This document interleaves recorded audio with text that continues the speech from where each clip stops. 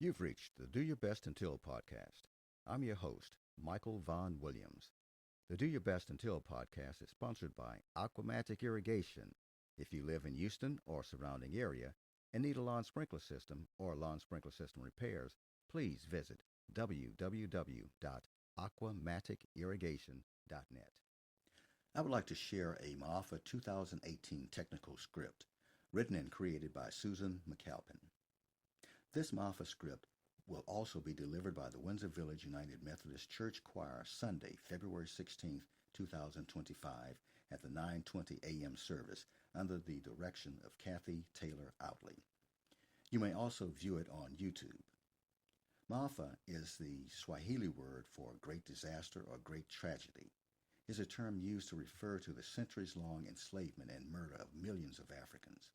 The Maafa is a reminder of the many Africans who died during the transatlantic slave trade.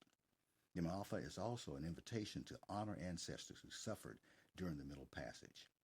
Some scholars have characterized the mass death of Africans in the Atlantic slave trade as genocide. Between 1500 and 1866, 12.5 million enslaved Africans were transported to the Americas, about 1.8 million of whom died in the Middle Passage of the transatlantic slave trade. Although the official UN estimate of the number killed during the transatlantic slave trade worldwide is 17 million, the number may be much higher. We know for sure the number of Africans killed was in the millions. And now, For the Millions, written and created by Susan McCalpin. For the millions of Africans chained to the slave ships, for the millions of scars on the backs and face by the bullwhip, for the millions who jumped overboard, for the blood that poured on the shores of North America, South America, Central America, and Europe, and each ripple in the ocean is a grave for an African who refused to be a slave. For the millions who cut the cane, picked the cotton, whose names have been forgotten, whose flesh has rotted with the trees they hung us from, cut out our tongues, cut off our hands if we played the drums.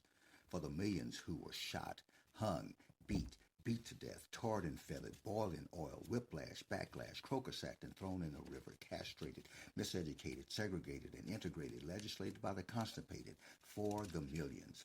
For the millions who have been lied to, denied to, vampired-eyed to, misguided and not abided to. So we decided to get together and change the weather, not just for now, but forever. We decided to love one another, stop the madness, and be real sisters and brothers. We decided to stop at this colored skin and take a look at the beauty of ourselves, at the colored skin and the thick hair and these full lips. This Africa, all in our souls, still breathing the breath of God in our lungs. Greatness is where we're coming from.